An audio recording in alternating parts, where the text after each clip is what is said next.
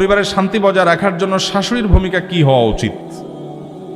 ভাইরা আমার, একজন শাশুড়ি তিনি পরিবারের শান্তি রক্ষার প্রয়োজনে তার বৌমাকে নিজের কন্যা সন্তানের মতো আদর দিবেন এবং সেই সাথে নিজের দেওয়ার ক্ষেত্রে চিন্তা করবেন আমার মেয়ে, আর পাওয়ার ক্ষেত্রে চিন্তা করবেন সে তো পরের মেয়ে, আমি মেয়ের মতো নিজের মেয়ের মতো আশা করি কেমন তার কাছ থেকে, সেটা তো হবে না।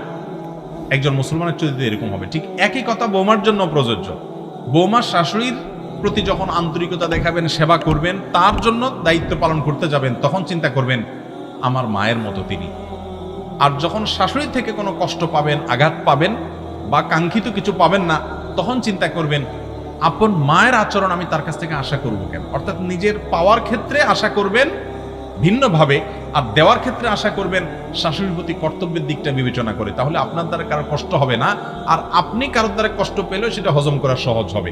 বেশিরভাগ পরিবারগুলোতে আমাদের দেশে, বিশেষ করে গ্রামে, শহরেও আজকাল আছে যে হয় শাশুড়িরা বৌদের উপর অত্যাচার করে, এখন আজকাল অবশ্য বউরা বেশি শাশুড়িদের উপর অত্যাচার করে। আল্লাহ তাআলা আমাদের মা বোনদেরকে এই বিষয়গুলোকে বোঝার তৌফিক দান করুন। অনেক শাশুড়ি আছেন সেজদা দিতে দিতে কপালে হয়তো দাগও পড়ে গেছে, সারাদিন তাসবিহ তেলাওয়াত নিয়ে পড়ে থাকেন, নামাজের বিছানা থেকে উঠেন না, কোরআন তেলাওয়াত সারাদিন করেন মাশাআল্লাহ, কিন্তু বউয়ের পিছনে লাগতে ভুল করেন না। বউর বিরুদ্ধে ছেলেকে ফুসলা তাদের সম্পর্কটা নষ্ট করে, বউয়ের কাছ থেকে যৌতুক দাবি করে, খোঁচাখুচি করে, তার ছোট দোষটাকেও বড় করে দেখার চেষ্টা করে, সারাদিন ঝগড়াঝাটি লাগায় রাখে, তার বিরুদ্ধে শত্রুতা করে, তাকে আপন করতে পারে না। অনেক মায়েরা এরকম আছেন, অনেক শাশুড়ি এরকম আছেন, জাহান্নামে যাওয়ার জন্য এই একটা আচরণ যথেষ্ট হতে পারে, আপনারা ইবাদত বন্দেগী কুলাবে না।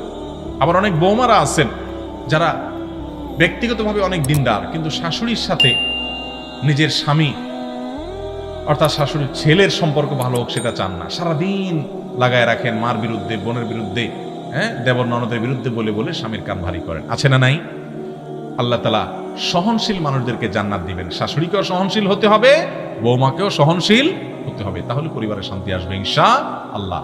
সবর এবং শুকর, সবর এবং শুকর, এই দুটো গুণ ছাড়া কোনো দম্পতি সুখী হতে পারে না, কোনো শ্বশুর শাশুড়ি কোনো পরিবার সুখী হতে পারে। শুকর হবে যেটুকু হয়েছে আলহামদুলিল্লাহ, এর চাইতে কষ্টে অনেকে আছে, এর চাইতে খারাপ বৌমা অনেকে আছে, এর চেয়ে খারাপ শাশুড়ি অনেকে আছে, আল্লাহর রহমত তাদের চাইতে আল্লাহ আমাকে ভালো রেখেছেন। শুকর আদায় করতে হবে। শুকর আদায় করলে আপনার নিজেরই সুখ হবে, ভালো লাগবে, ডিপ্রেশন কমবে, প্রেশার কম ফিল করবেন, ভালো লাগা কাজ করবে, আপনার বেশি ঝামেলা হবে না।